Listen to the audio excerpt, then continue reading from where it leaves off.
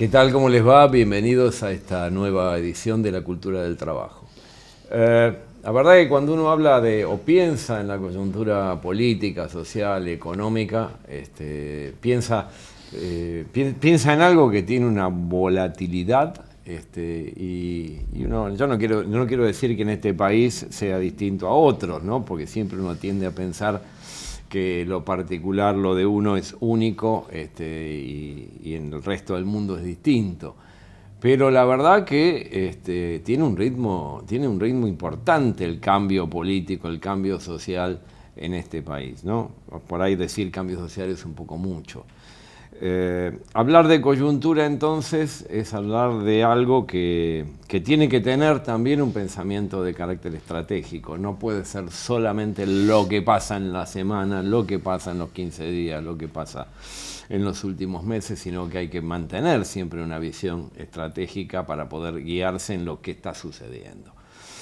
Hoy tenemos un invitado muy especial, compañero y amigo Luis Brunstein. ¿Cómo estás? Hola, ¿qué tal? ¿Cómo te va? Bueno, a ver, si hablamos de periodismo, si hablamos de pensar qué pasa en la sociedad, bueno, vos has sido director de Página 12, columnista, has tenido muchísimo y seguís teniendo, ¿no? Porque nada, seguís viviendo de tu trabajo. Sí, ahora estoy jubilado, aparte. ¿Hay jubilaciones de las que se pueda vivir? No. Es difícil. No, por eso, vas completando. Vas completando, sí, ¿no? claro. Vas haciendo, bueno, buenísimo. Sí, además en el gremio la verdad que no está muy bien. El gremio de prensa, ¿no? Está difícil, ¿no? Y es un gremio que sufre de lleno todas las transformaciones que se dan en la sociedad. Y entonces el tema salarial se resiente también en eso, ¿viste? Van desapareciendo los diarios de papel, van apareciendo aplicaciones. Pero uno tiene la idea, no quiere decir que en algún momento los periodistas ganaban muy bien, o sea que sí. Era un empleo muy bien pago, ¿no? Decir, bueno, hablar de periodista era hablar de una persona que tenía resuelta la vida, que podía vivir tranquilamente y holgadamente como un sector de clase media alta, digamos, o semi-alta. Media alta no, pero media sí de alta. clase media, trabajando en un diario, en una de las empresas digamos, más promedio del gremio, se vivía bien. Ahora yo creo que casi todo la gente que está trabajando directamente, ¿no?, en este momento tiene más de un trabajo, porque con una sola entrada no te alcanza.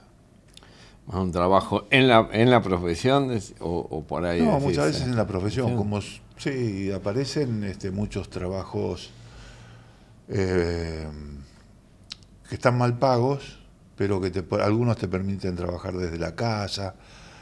Todas las modalidades de trabajo está cambiando muchísimo, ¿no? Todo lo que es YouTube, las plataformas nuevas que van apareciendo. Bueno, lo que pasa en el periodismo en este momento, en los medios, sí, yo creo que ustedes también eso lo notan porque están relacionados directamente también. Pero lo que pasa en los medios inmediatamente tiene que ver con las transformaciones que se dan en el tejido social también, en los hábitos, en las tribus culturales que se van formando alrededor de cada sistema de medios, ¿no? Cada sistema informativo arma una tribu cultural diferente.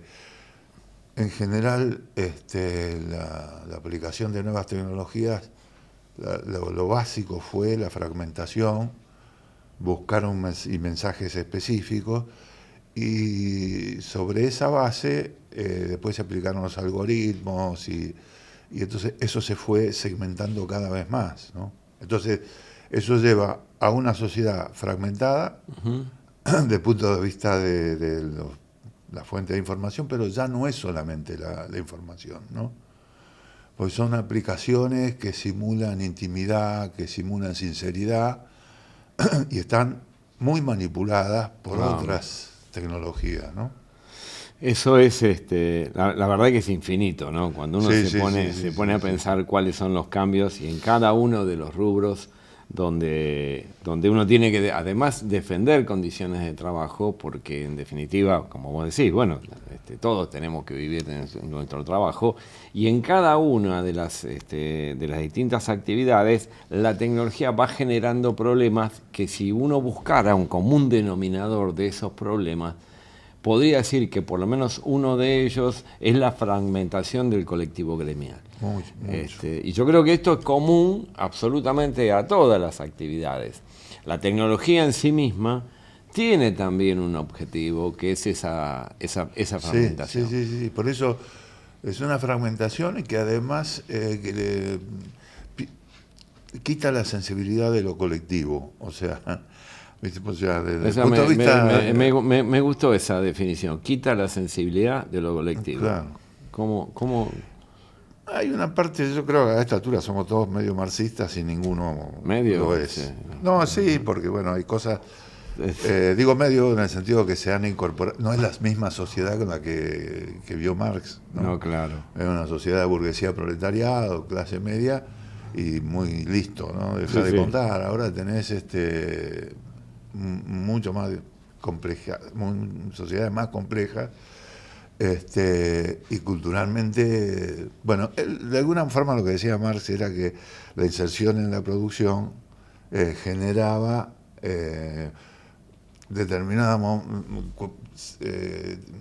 un colectivo cultural, ¿no? Por eso la clase obrera que participaba en un colectivo en la producción de riqueza tenía una conciencia de lo colectivo, ¿no? Ahora vos tenés un tipo trabajando en su casa, haciendo home office, ¿no? Tomando el mate, mirando ahí, levantándose, que no sabe qué hacen sus compañeros, que no sabe si sus compañeros ganan lo mismo que él, que no sabe si está bien. Ese tipo, quieras o no, aunque sea un buen tipo, pero pierde esa sensibilidad de lo colectivo. Sí, no te quepa duda, y para los que estamos al frente de instituciones de carácter sindical, reivindicativo, es una preocupación permanente ver de qué manera mantenemos lo colectivo, o sea, la conciencia de lo colectivo, y así como nosotros hacemos al trabajo, el trabajo nos hace a nosotros, ¿no? Yo creo que es un aprendizaje esto que tenemos que hacer todos, ¿no? Porque lo colectivo sigue existiendo. Lo que es una ilusión es esta falta de sensibilidad. O sea, te lo hacen desaparecer en función de esas modalidades, pero eso sigue existiendo. Y el aprendizaje es cómo lo hacemos visible, ¿no? Yo, por ejemplo, yo siempre digo, el empleador más grande que hay en el planeta en este momento es un ente que no tiene cara, que tiene una voz robótica, que le dice a sus millones de empleados que está sancionado por un día y no va a poder trabajar ese día, o sea, el empleador más grande del planeta es Uber. Claro. Y el que trabaja con Uber se cree un emprendedor libre. Y la palabra libre no es casual, ¿no? Es un emprendedor libre, o sea, un protoempresario que trabaja para un patrón que el tipo pone la herramienta de trabajo, no le pagan seguro por la herramienta de trabajo, no le pagan seguro por si tiene accidente, si el tipo llega tarde. Si se enferma no cobra. Si se enferma no cobra, si quiere irse de vacaciones tiene que trabajar el triple. Pero vos le preguntás al tipo y el tipo se considera que está haciendo un futuro en eso, ¿no? Hay una conciencia falsa de lo que es la libertad y la relación con el trabajo. Y lo mismo los chicos de Globo. Hay muchas, modalidades de trabajo que están cambiando mucho la aproximación o la inserción en los modos de producción y que generan modos culturales que de alguna manera que ocultan esa parte de lo colectivo, ¿no? Este ocultamiento de esta forma de producción que en algún momento llamamos fetichismo y que en algún momento, claro, sobre aquel servicio que produce un Uber, esa mercancía que produce un Uber, opera ese fetichismo, ese ocultamiento. Decir, che, acá lo que hay es una diferencia por el laburo que vos ponés. Ahora, alguien se la sigue quedando, claro. ¿no? Y ni sabés quién es. Que no sabés ni le quién podés es, claro. discutir nada, porque es una aplicación, una cosa. Bueno, yo creo que eso es un aprendizaje. O sea, aprendizaje, es doloroso, porque esto genera que te venga un aventurero con la palabra libertad, claro, y te genere toda esta confusión, donde en vez de libertad lo que tiene la gente es explotación y autoritarismo, porque con la explotación viene la represión. Esta cuestión de cómo transmutó, o sea, cómo la libertad pasó a ser de derecha, ¿no? Sí. O sea, cómo la libertad en los 70, bueno, vos y yo tenemos edades parecidas, de cómo la libertad en los 70, que fue de izquierda, ¿no? Era de izquierda, ahora resulta que la libertad es de derecha, digamos, ¿no? O sea, la libre, ¿cómo esta transmutación? No, cuando yo empecé a militar, que tenía 16 años, o sea, en la prehistoria de la época de los dinosaurios. Todos chicos. Había una frase que yo me acuerdo que fue de lo primero que aprendí porque me llamó la atención. Dije, esto tiene razón. El que es liberal en economía es autoritario en política. Y el que es liberal en política, o sea, libre, en política, tiene algún tipo de restricción, o sea, es estatista. Y esa regla se aplica, pero se sigue aplicando, ¿viste? Los tipos te hablan de libertad, la única libertad que hablan es de la libertad de empresa, ¿no? Después las otras libertades las restringen. Claro. Si no, anda a preguntarle, ¿viste?, a los jubilados pobres que van todos los miércoles ahí a protestar por una cuestión lógica, y le rompen la cabeza. Le rompen la cabeza además con un sentido ejemplificador, como diciendo, si le rompemos la cabeza a este pobre tipo, imagínate, si vos te animaste, la vamos a hacer peor, ¿no? Pero eso genera toda esta confusión. Yo creo que es como en periodismo. Si vos en periodismo exagerás mucho el titular, y después cuando vas a la información no decís nada, eso te dura un tiempo nada más, un tiempo cortito, y después se te cae. No lo podés sostener. Eso era un poco lo que hacía Lanata por eso, sacando página, que fue un esfuerzo colectivo, todos los emprendimientos que él hizo solo después se le caían. Menos cuando tuvo toda la artillería de Clarín. Pero en política es igual. Si vos a la gente le estás diciendo libertad todo el tiempo y le estás diciendo te voy a mejorar la calidad de vida, y después de un tiempo la gente te abre un marco de expectativa y ve que no le da libertad, que no le das mejor calidad de vida. Y bueno, ahí se empieza también a caer eso. Ahora, tenés que tener una propuesta también para encauzar esa... Eso es lo que yo te Si no hay una subjetividad, claro, si no existe una subjetividad que diga para dónde, cómo, con quién, en qué momento, y tenga una propuesta de futuro, porque la idea es que nos une un futuro, ¿no? O sea, si la militancia es futuro. Es futuro. Es decir, es presente en el sentido, pero es para construir el futuro. ¿No? Entonces, si nosotros no tenemos eso, puede pasar la vida entera donde vos la pases cada día peor y sin embargo no atines a identificar dónde está el problema y mucho menos cómo solucionarlo. Sí. Porque de hecho la gente, ¿no? Todo el mundo se pasa la vida diciendo a ver cómo hago para estar mejor, y resulta que no está mejor, está peor.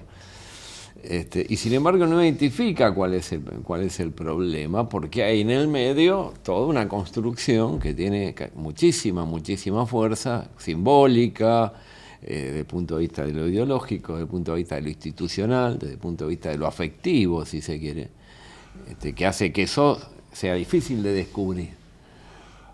¿Qué es lo que está pasando ahora, no? Sí, hay algunos problemas. Yo creo que no es tan complejo, ¿no?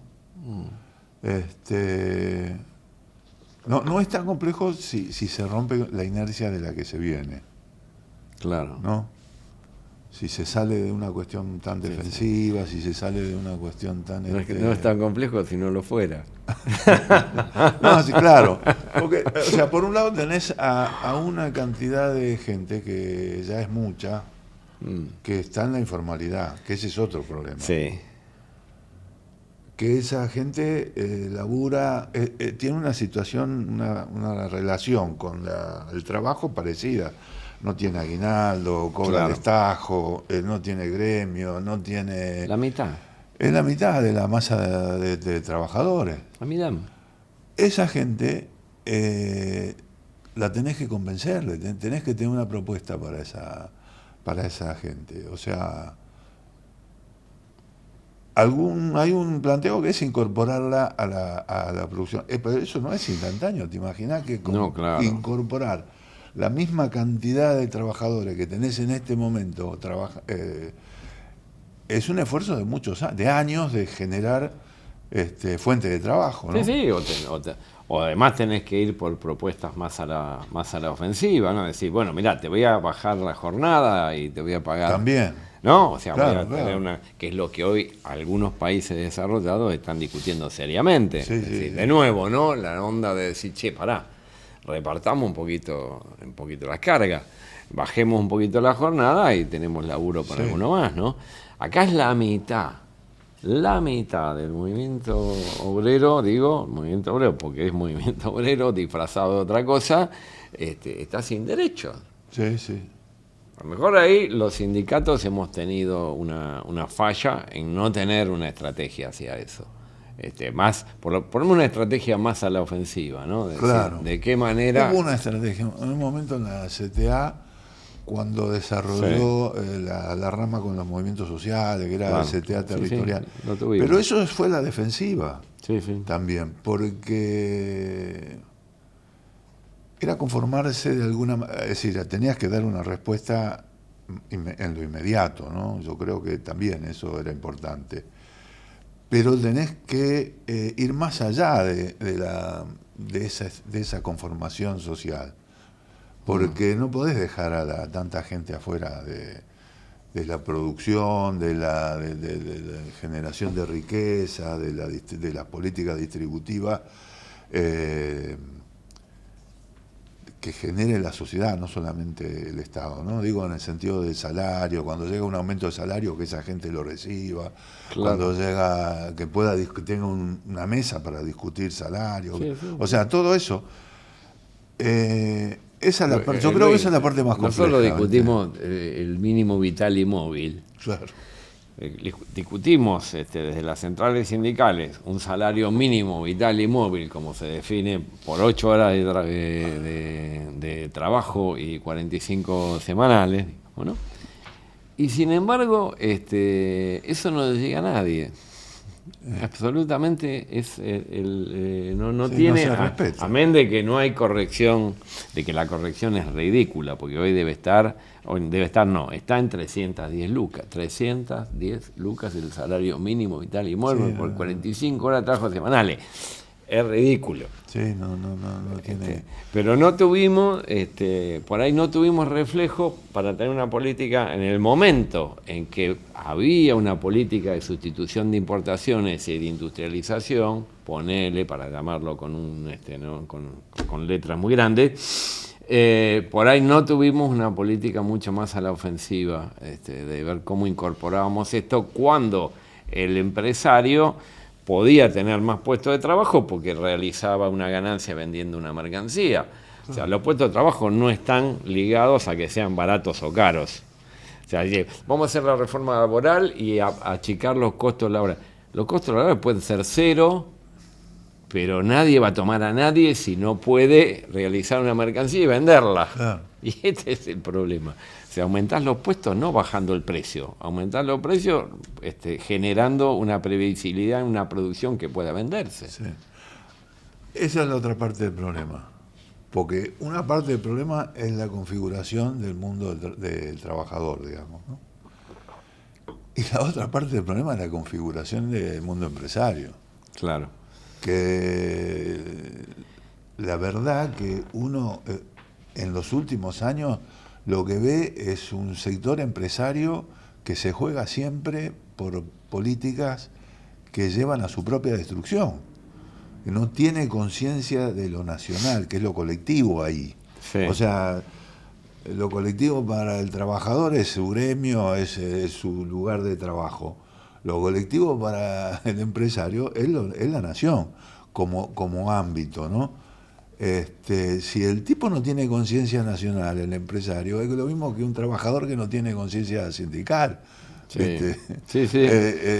Y acá lo que demostró la clase empresaria es que está totalmente cooptada por una ideología que lleva a su propia destrucción, porque lo que genera es la concentración en unos pocos y a la desaparición de los medianos y pequeños, ¿no? Yo estoy de acuerdo con vos en lo general y desde la creación del Estado Nacional en adelante, ¿no? Estamos ya hablando de el origen de nuestra burguesía, que nace renga, ¿no? Nace torcida, ¿no? Nace el contrabando, ¿no? Pero además de eso, yo creo que hoy hay una conciencia, no una conciencia, sino la idea de que tienen una luz al final del túnel y de que este régimen, como está planteado, se está llevando adelante la idea de la desaparición de los gremios.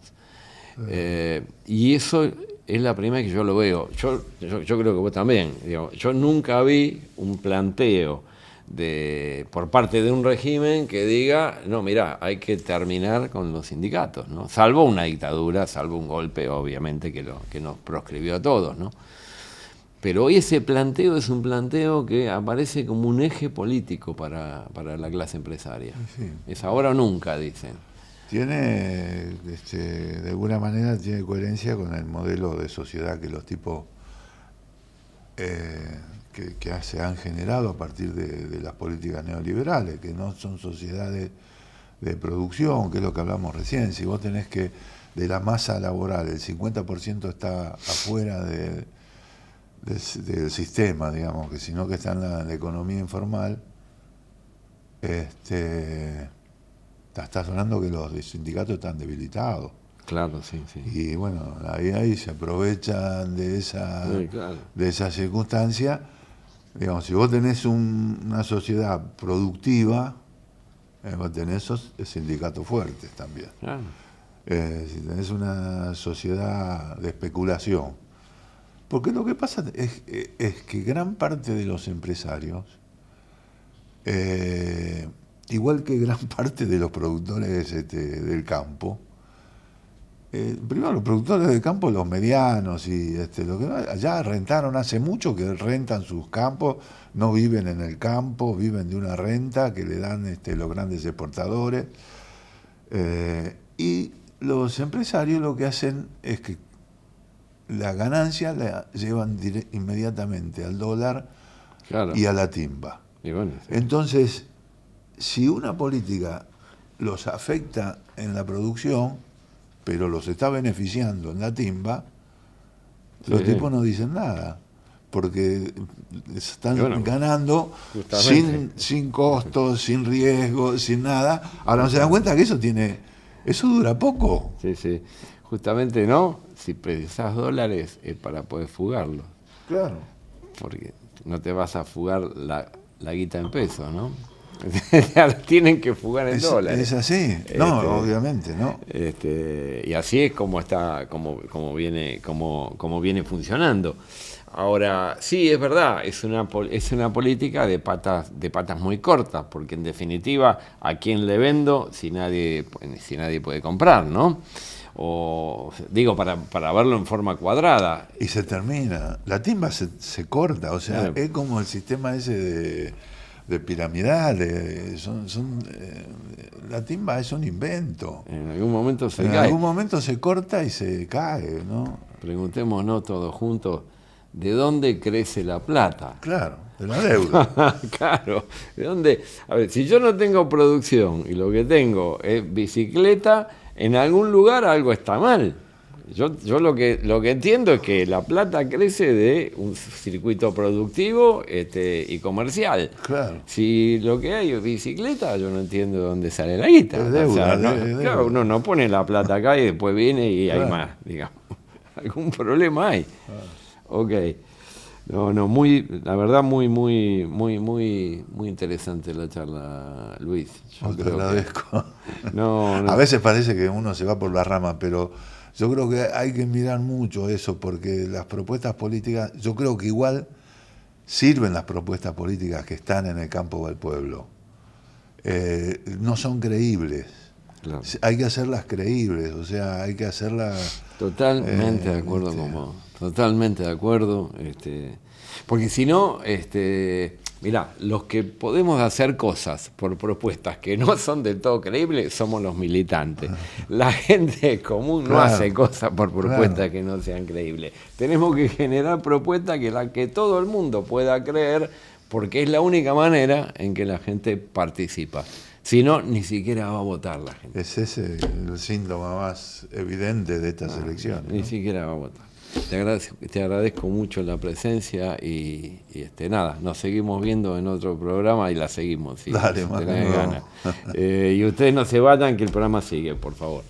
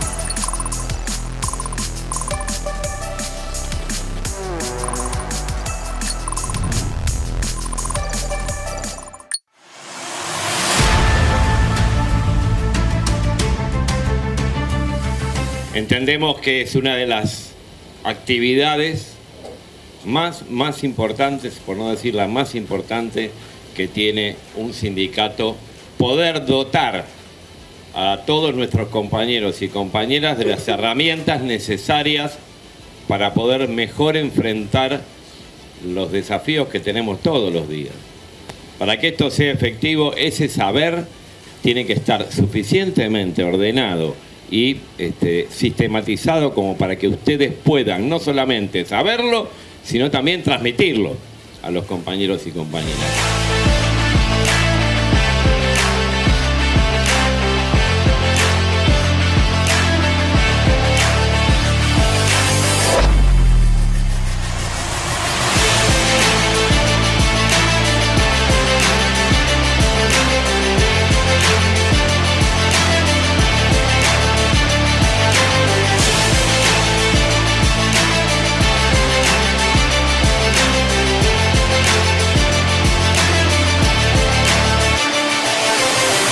Pero queremos saber con lo que se van a encontrar acá, con 2 militantes intentando encarar un curso de formación sindical e intentando hacer un salto de calidad y un esfuerzo enorme por pensar las cosas de manera colectiva.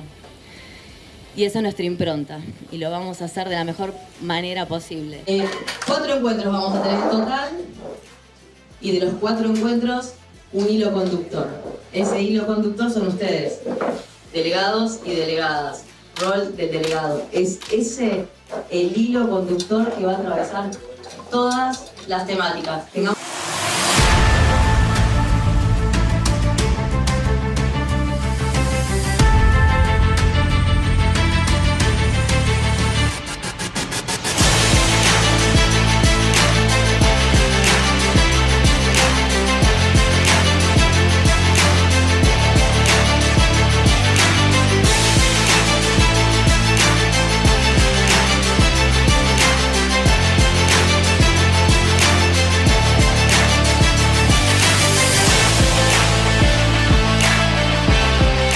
Cómo es este proceso colectivo de estar sindicalizados, todos los beneficios que le puede dar la organización sindical que los protege, ¿no? Y sobre todo para poder generar esa identidad y que los trabajadores de las telecomunicaciones se identifiquen con FOETRA, con los sindicatos telefónicos.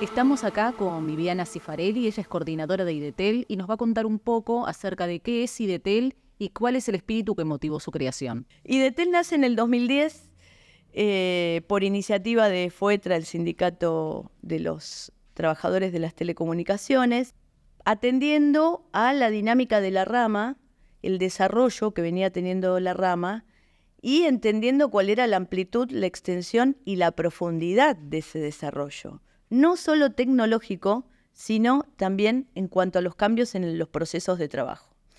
Entonces FOETRA, entiende que hay que crear un instrumento para los trabajadores y las trabajadoras de las telecomunicaciones que acompañe todo ese proceso de cambios en los procesos de trabajo, en los puestos de trabajo, en las habilidades que se necesitan para hacer los trabajos con estas nuevas tecnologías, con estas nuevas formas de trabajar y de comunicar. En ese momento lo que se impone, digamos, es en principio investigar qué es lo que está sucediendo en la rama, cuáles eran todos estos cambios, y a partir de ahí se empezó a pergeñar y a crear y a pensar formas de formación, capacitación y formación profesional para todos estos trabajadores y trabajadoras que se veían impactados por estos cambios en la rama. Entonces se comenzó a planificar distintas instancias de formación dentro de lo que es la formación técnico-profesional. Y así es como el IDETEL crea, en primer lugar, una tecnicatura universitaria en telecomunicaciones para formar técnicos especializados, crea un centro de formación profesional para hacer formación profesional básica y a partir de ahí empieza a desarrollar estos instrumentos en convenio con otras instituciones.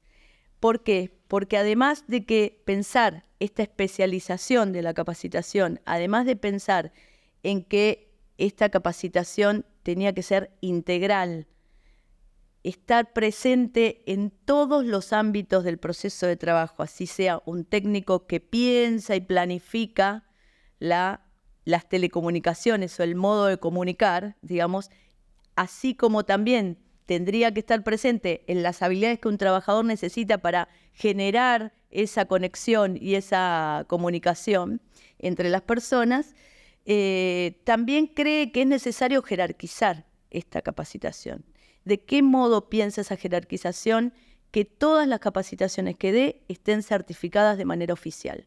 Entonces hace convenios, en este caso con la Universidad Tecnológica Nacional, crea la Tecnicatura Universitaria en articulación con la Universidad Tecnológica Nacional y finalmente encuentra la posibilidad de otorgar un título universitario especializado en telecomunicaciones.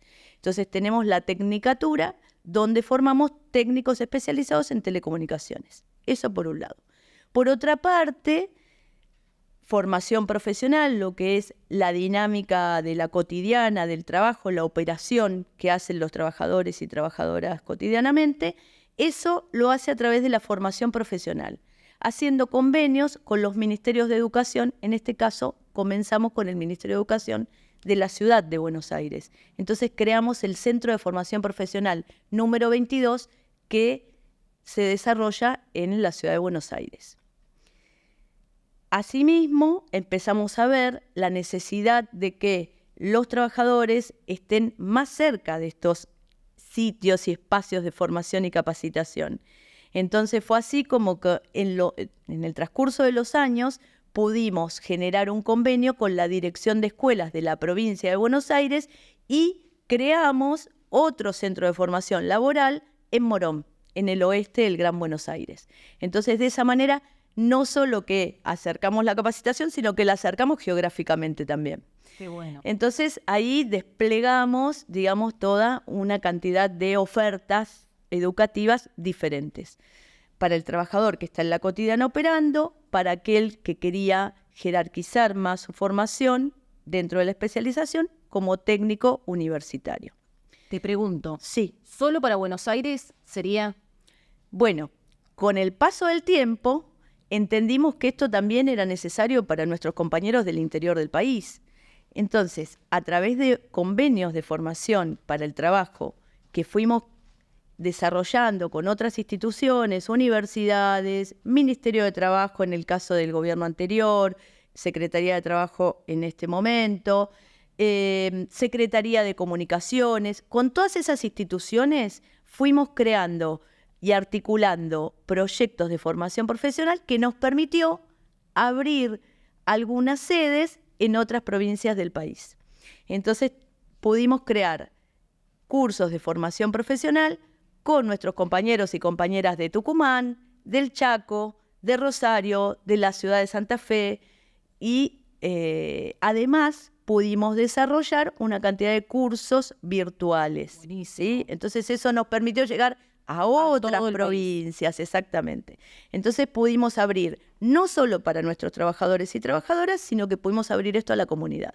Excelente. Y llevar esta especialización en telecomunicaciones al resto de los trabajadores y trabajadoras que están en la rama o quieren ingresar a la rama, porque también tenemos en cuenta que es una rama muy dinámica y que está en expansión. Entonces, en esa expansión hay un montón de otras propuestas laborales, así como las cooperativas, por ejemplo.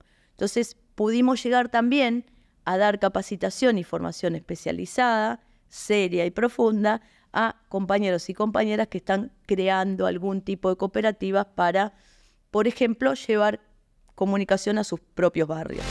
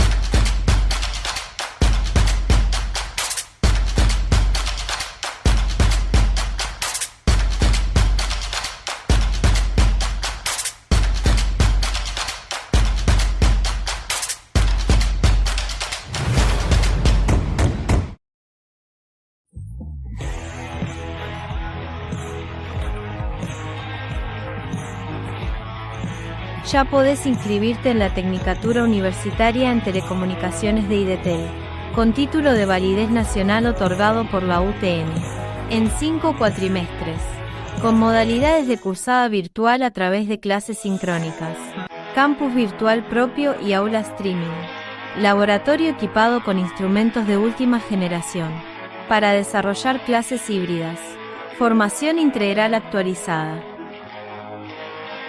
Requisito secundario completo. Aranceles solidarios. IDETEL.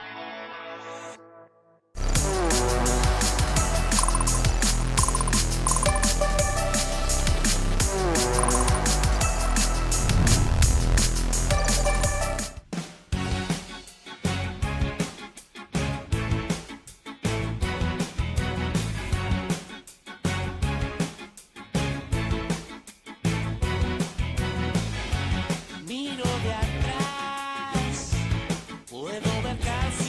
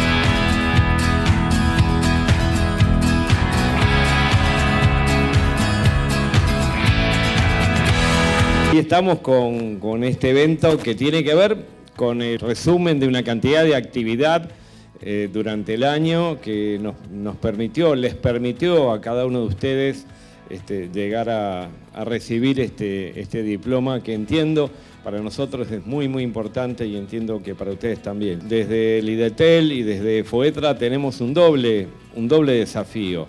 Por un lado, llevar a cada uno de ustedes la posibilidad de defender su puesto de trabajo, no solamente desde la organización sindical, desde el cuerpo de delegados, de la comisión directiva, sino también poder defender los puestos de trabajo desde el saber y desde el no permitir que haya un desplazamiento ni pérdida de condiciones de trabajo por parte de las compañías, sino por el contrario, ustedes manejar el saber y sintetizar el saber que les implica no ser dejados de lado ni discriminados en cada uno de los trabajos. También significa posibilidad de ganar espacios, de ganar lugares, aún dentro de las compañías o empleos nuevos, o poder hacer frente a lo que llaman reconversión laboral, cambio en los puestos de trabajo, sin que eso implique situaciones traumáticas. Extendimos la formación al conjunto del país.